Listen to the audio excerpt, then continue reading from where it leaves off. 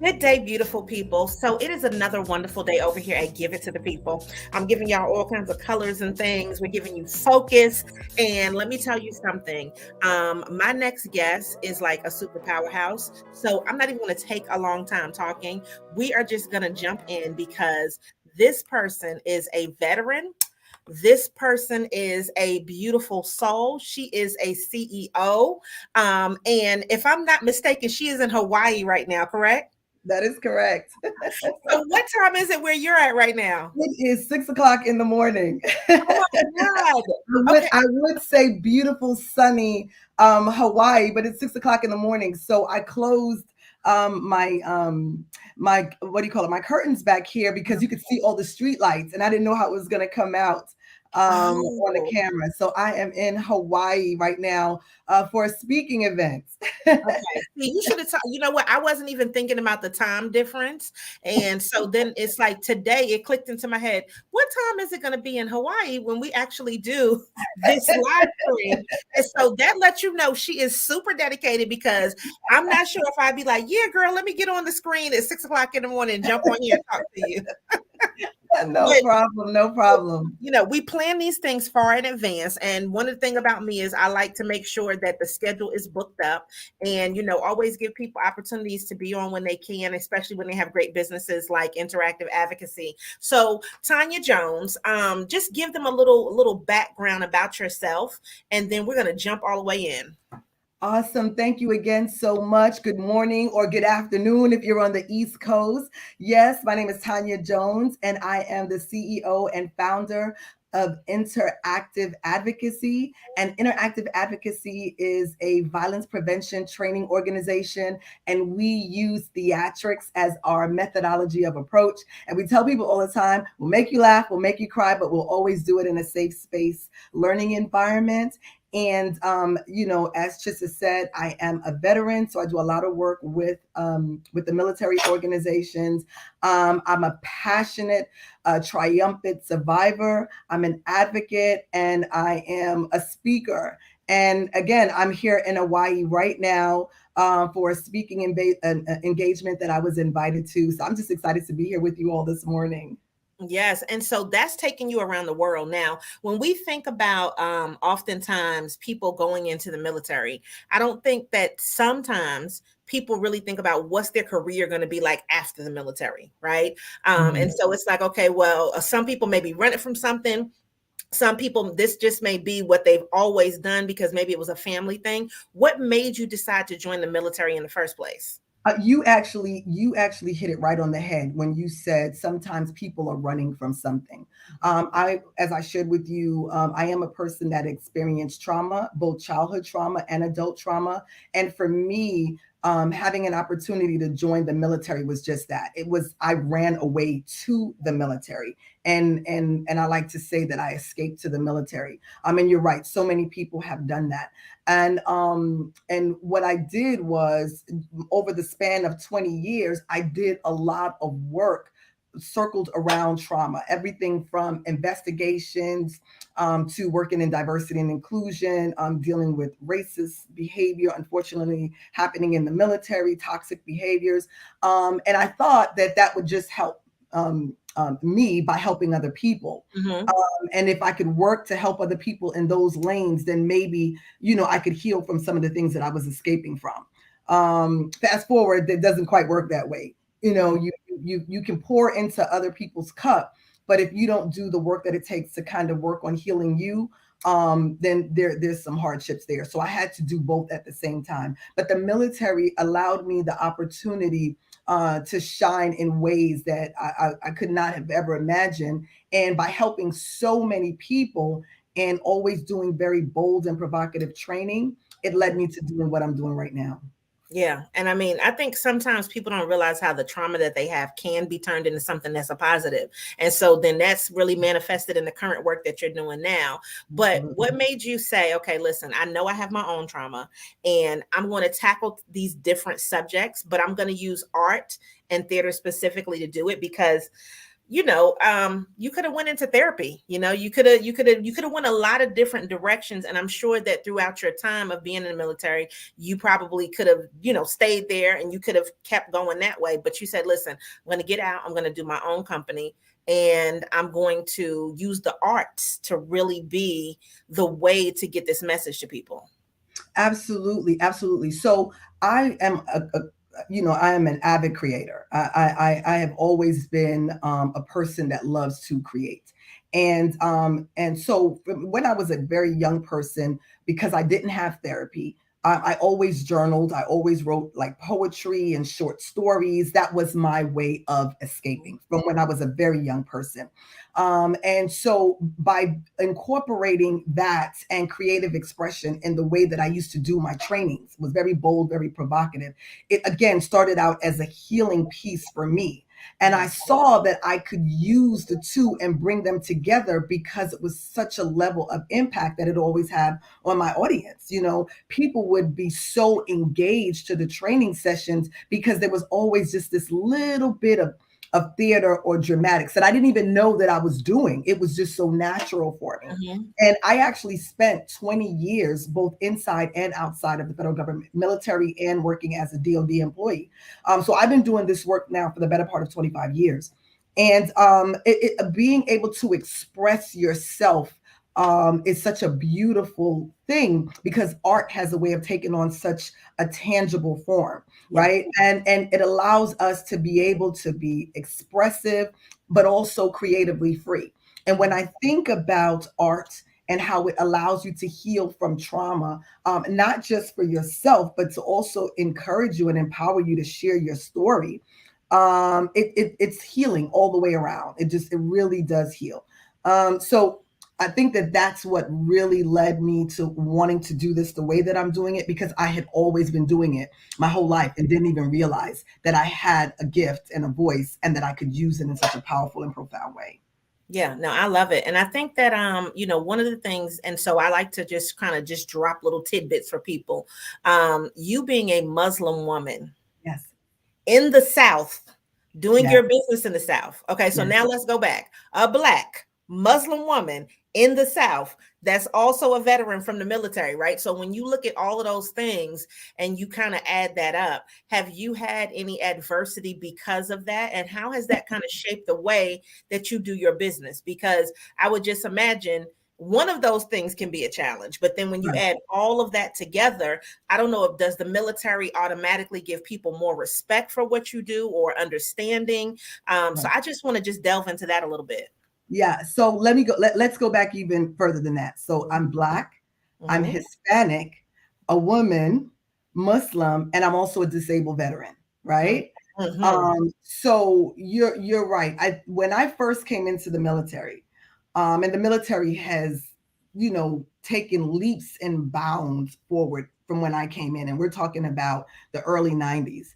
I Okay. remember when I was in basic training, and one of my biggest concerns was, how am I going to be able to eat the food that they were providing to us, because it was so much pork back then. It was like in everything. I was like, this is ridiculous. Oh, yes. And I'm Because it's not deported. just about, right. It's not just about eating the pork. It's about eating pork byproducts. So if it was cooked in lard, I couldn't even eat it. And if you fried chicken or this or that, I couldn't eat it. And I remember one of my drill sergeants said to me, the military pays you to be a soldier, to be a fighter, to be a warrior, not a Muslim. You figure it out. And I would not eat. And it got to a point where it started to impact my health. And I was one of those individuals that, because the military, that's what they do. They break you down, they build you back up. And they would literally make me get to the front of the line. So it kind of embarrassed me. Bring me to the front of the line before everyone else. They would always let me cut. They would pile all this food on my plate and pretty much, kind of forced me to eat the food. But and that was my first experience. And I was like, oh my gosh, is my whole military career going to be like this? But I was fortunate enough and blessed enough at my very first military duty station, where I met a chaplain and I had an opportunity to kind of sit down with him and share with him what my concerns were. And even though he was of Catholic faith, he studied so many different religions and he understand, and he said there's this thing called reasonable accommodation, and you can request that and they'll work with you to be able to accommodate you. And that, kind of followed me throughout my entire military career. And then even as I got out of the military and started to work for the federal government, people just kind of got used to seeing me with my scarves and my wraps. And, for a long time, people thought it was just style. And then someone finally asked, like, why do you always wear something wrapped on your head? And I kind of laughed and joked about it. I was like, the same way you would put on socks, I would put on my scarf. And I think over the years, people have just become comfortable with seeing me with it. But I would definitely say that I face adversity, especially working in EO and EEO for so many years. I know that people have seen me and have judged me based on my appearance. But one of the things that I think that have always managed to sway them is my work ethic. Once I come in, just give me an opportunity, and once I come in, people are like, you know what, this young lady knows what she's talking about. She's here to assist us. And once they see that, I think everything else goes out the window. Now there may be people that have looked the other way and said, we just don't want to deal with this person. And especially when I first came to the South, that was growing up in New York and coming to New York, there's so much diversity, right? So it was definitely an interesting experience. And I can share this story with you because I shared it with my former CG at the time. And I told him, I said to him, and I was just talking to him recently, and I said, sir, you know what? You had such a profound impact on me. But I also realized that I had the same level of impact on you. And when I came to this organization many moons ago, I was invisible to you. The first day when I showed up in his organization, I was in civilian clothes. It was on a Saturday, and I was sitting in the waiting area, and his executive assistant was there at the desk, and he comes in and he said, hey, Miss Tanya Jones is supposed to come in and see me. When she gets here, will you buzz me first? And he says, and she said, well, ma'am, sir, she's already here. And he said, really? Well, where is she? And she pointed at me and said, it's her. And what he realized is that I was invisible to him. He didn't even see me. Like I couldn't have been his advisor, not the person that was about to be his advisor. Wow. And so that was very heavy for me. And I was like, oh my gosh, I'm going to have a lot of work to do here. But I came to that organization as Miss Jones, and I left as Tanya. We left as friends and as colleagues. And it's been 13 years later, and we're still good friends to this day. And he's retired from the military. And we laugh and joke. And he was just like, Tanya, you are a force to be reckoned with. And I really appreciated that. So I definitely know that just the way that I look has been interesting to some people. But give me the opportunity and we can make some big things happen.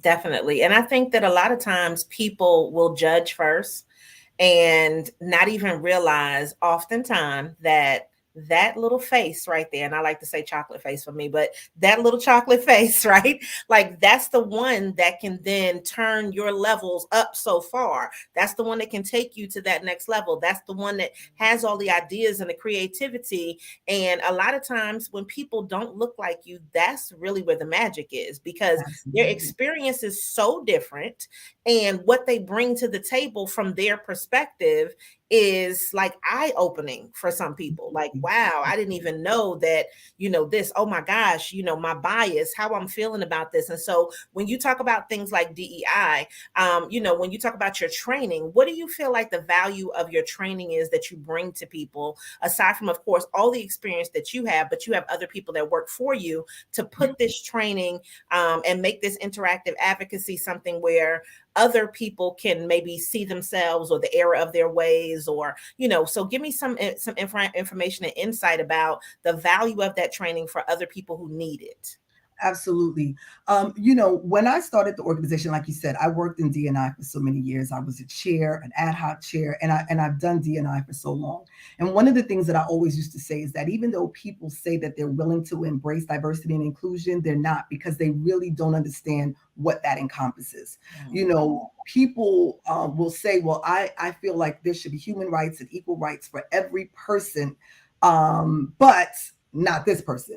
I can do this, but not this. Because again, everyone does have their personal biases. And one of the things that I recognize, especially when I look at other organizations that are doing work that are similar to me, is that if you're doing this type of work, you have to know your audience, right? So the population of the organization that you build has to as close or as accurately as possible reflect the demographics of your audience, right?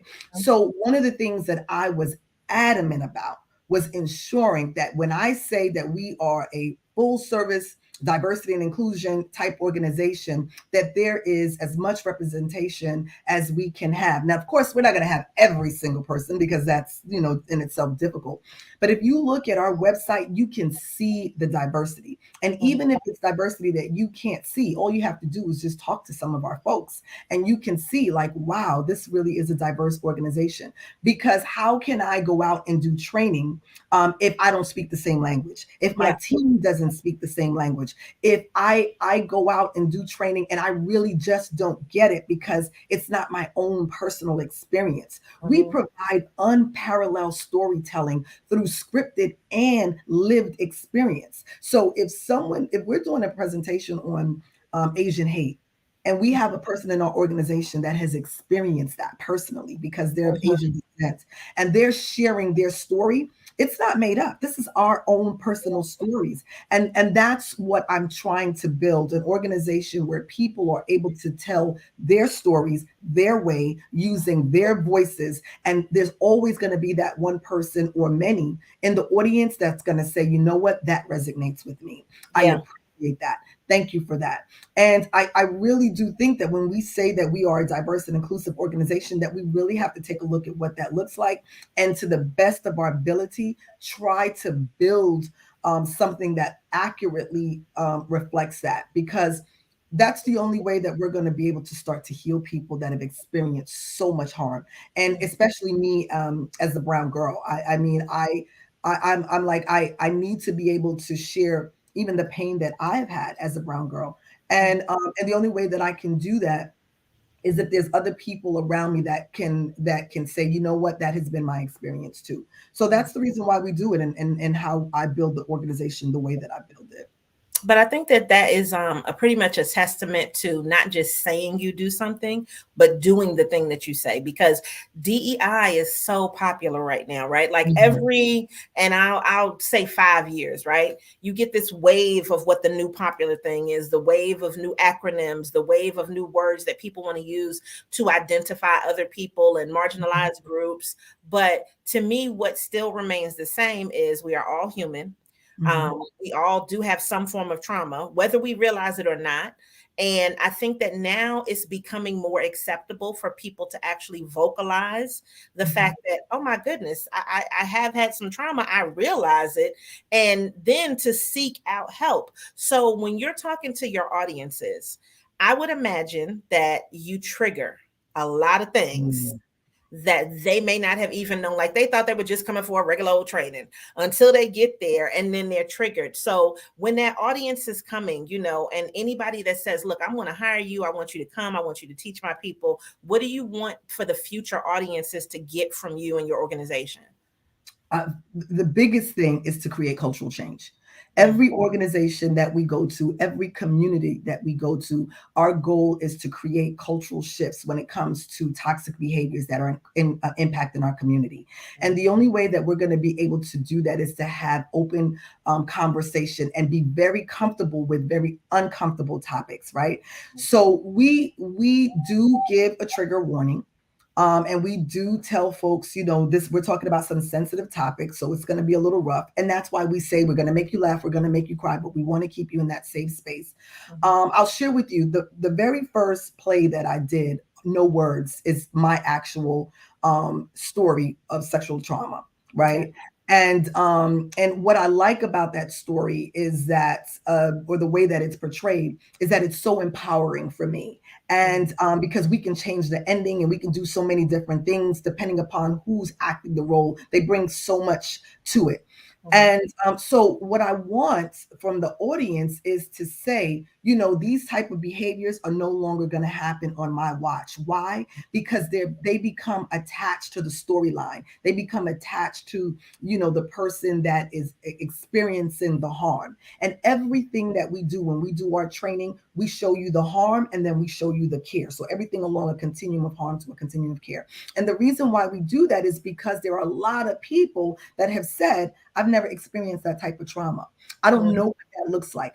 I know that, I feel like I have enough fortitude. So if I saw something happening, I would step in and do something. But there's so many barriers to stepping in. And we have our own personal biases that we don't know really what we would do if we were faced with trauma in a real time situation. So what we do is we put you actually in the seat. We put you in the hot seat and we allow you to experience it the same way. It's like if you go to a comedy show and the comic says something funny, you're going to laugh. If you go to the movies and you watch something scary, you're going to jump. There's an emotional connection that you get to the storyline. And so it's the same thing that happens when you have one of our experiences with our training. And that's what it is. It is absolutely an experience. And the biggest takeaway is people are then motivated to act, and that's actively create transformation. And that's what we're looking for them to transform their behaviors, their mindsets, and how they move forward, and what they will now allow and not allow in their presence. Yeah. And I would just imagine your job is getting, I don't even know if I want to say harder or easier, to be honest with you, because all of these, I think, and I mean, don't quote me on this, but, and I don't know, it could have been some craziness going on somewhere else, but I read this weekend 166 deaths because people are doing mass shootings. Yeah. 166 this year. We're not talking this year. So when we're looking at things like that, when we're looking at what domestic terrorists, when we're looking at just people, racism, all of the rest of that, these numbers are skyrocketing. And is that something that becomes easier as a topic for you to be able to discuss? Or is this something where, because just the normalization of things, like we see stuff so much, is there some type of topic that you guys talk about that helps people to kind of get over some of this trauma that they do see on the television every day, even if it's not somebody that they know, but they can see this stuff happening?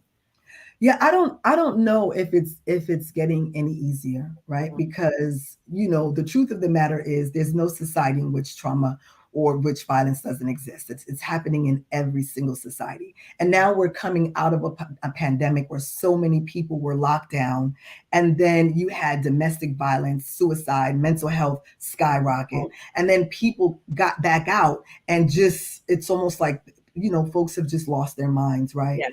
And so it's a very, very scary time. And even for myself, just wanting to make sure holistically that I'm in a safe space, that I can continue to do the training. I have to go and talk to someone to make sure that I'm able to maintain a healthy balance, because it doesn't get easier. We're getting more and more requests. One of them that we're getting a lot of is to do some stuff with the mass shootings in the school. Yeah. And we're starting to talk about it a little bit more and see how we want to approach that and from what area, because we don't want to do anything that re-victimizes anyone. We have to do a lot of research when it goes into these things, and see how we can be of assistance versus being a harm. And so we're actually talking to some social workers that have reached out to us and said, hey, could you do something in this space? It doesn't get easier. It makes our job harder. And I have said, I would love for there to be a day that exists that we don't need to do this job anymore, that we worked our way out of existence. Like it's like we don't need interactive advocacy no more, because we're not seeing violence like this. But when you're talking about sexual harassment, sexual assault, domestic terrorism, like mass shootings, these type of things didn't just start today. They've been going on for generations, right? So we have to find a way as people to come together, to put all of these differences aside and just recognize that at the end of the day, we're all human and we just need some of the simplest things in order to coexist. And there's bigger issues that we have to address so we can minimize some of this homelessness, poverty, folks don't have food, and like all of these different things are impacting us socially, that are causing all of these other areas of concern to go up. So until we address them all collectively in a way that is beneficial to the masses, we're going to continue to see these type of things happening. So again, our goal is just, if we could just help one person, one organization, one community, then we're doing our part. And there's enough of this work to go around. We cannot do it by ourselves. So we always ask for collaborative partners. We're always looking to get into teaming agreements. How can we work together to build a socially conscious community, to where folks really just want to care about the person that's standing right next to them? Because isn't that really what it's all about? Just It is. And it's just like, I think of, I don't know, I think it's bothering me. And I said to my husband last week, it's real quick. I said, I realized last week that I have to be more vigilant. And he's like, what do you mean? I said, because I put my headphones on a lot of times because I don't want people to just be randomly talking to me when I'm out, right? People always find a reason to just say something to you. And I'm like, okay, if I have my headphones on, I think that can kind of keep me in my own little world. Plus, you got your own little rhythm, right?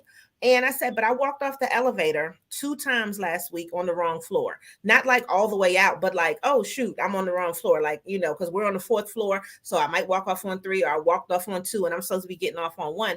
And I'm like, part of that is not paying attention, right? Like just not being vigilant, because you're like, okay, time wise, you're not paying attention to how long it takes to get off, right? And then I saw that gentleman that got killed last week because he got into the wrong car because he was texting, right? I know people have all kinds of biases. I know people are actually scared in real life, but there are just some bad people out there. And what you said about just actually caring about the person next to you, that person has a family. That person didn't want to die today. This is not how they should have died. And so I think that with the education that you're bringing to people and being able to share this type of, a shared reality, because that's kind of what it is. Like you have some scenarios that are real, some things that are made up, but it is a shared reality when they are inside of, your interactive advocacy, and they're sitting there and they're learning right there. So, can we take those principles and really apply them to real life? And I hope that there's more of that. And I'm glad that you're doing the work, and especially, having the perspective that you have.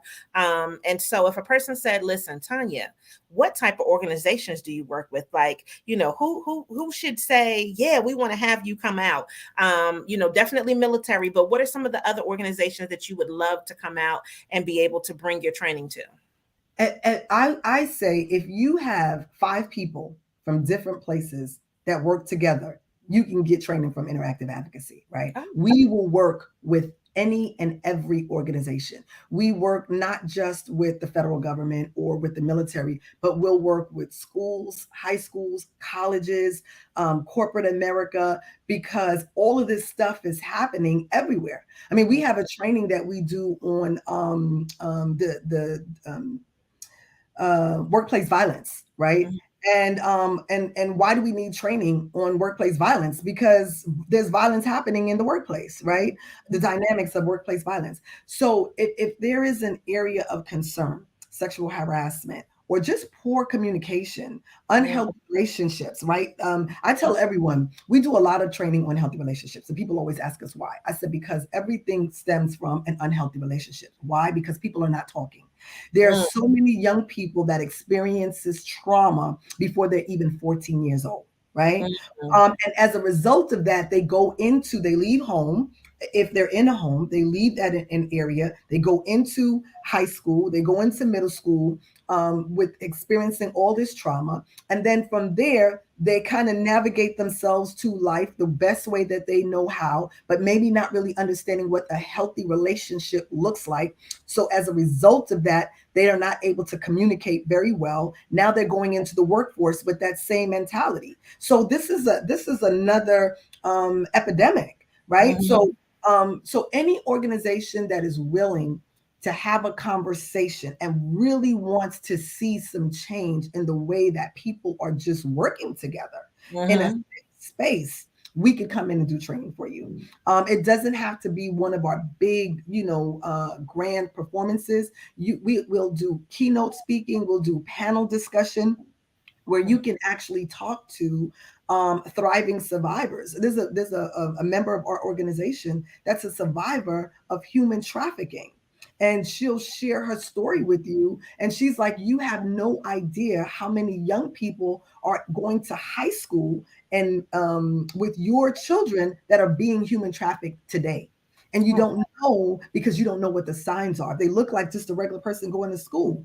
And if we don't talk about these type of things, and if we're not aware that they're happening around us, this Mm-hmm. could be a problem because there's so much grooming even going on in the high schools from fellow high school members, right? So Wow. it has to be about healthy relationships and open communication and dialogue. So we'll Yeah. work with any organization that's willing to work with us, and every organization that's willing to work with us. I love that. I mean, and I think more people need to have that type of training because, when they always say, well, what don't they do in school? They don't do enough financial literacy. Mm. Communication is definitely one of the things that they don't do enough of.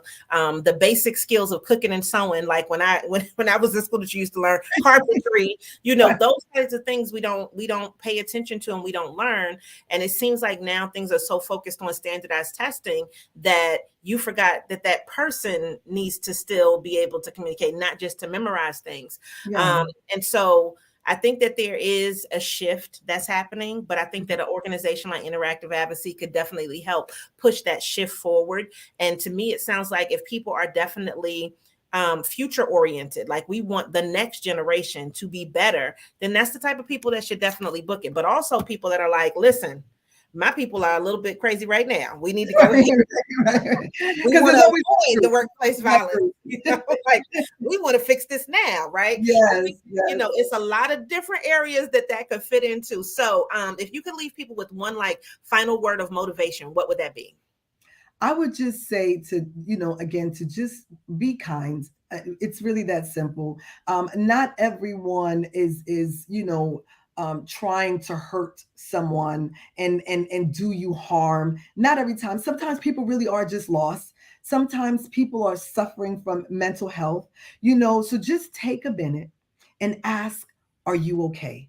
Like, are Mm, you okay? Because sometimes people are just not okay. And all they need is someone to just care enough to ask them that question. And you would be surprised how many doors can open. And you may have just, literally talked someone off of a cliff, right? mhm. And apart from that, don't be defined by trauma. Continue to be unstoppable in every single thing that you do. All right. Well, I thank you so much for just sharing this. And I know we could go on and on because there's so many different facets to you and what you do and how you do it. And I hope people were able to get a glimpse of this today. So feel free, once we leave this, all of her information is going to be listed below. So you can go to the website. You can contact Tanya Jones. When she gets back from Hawaii, she can tell you what's going on. I'm sure she'll have another little brown girl tan out there. You better get some sun while you're out there. We want you to Yes, look. yes, yes. Yes.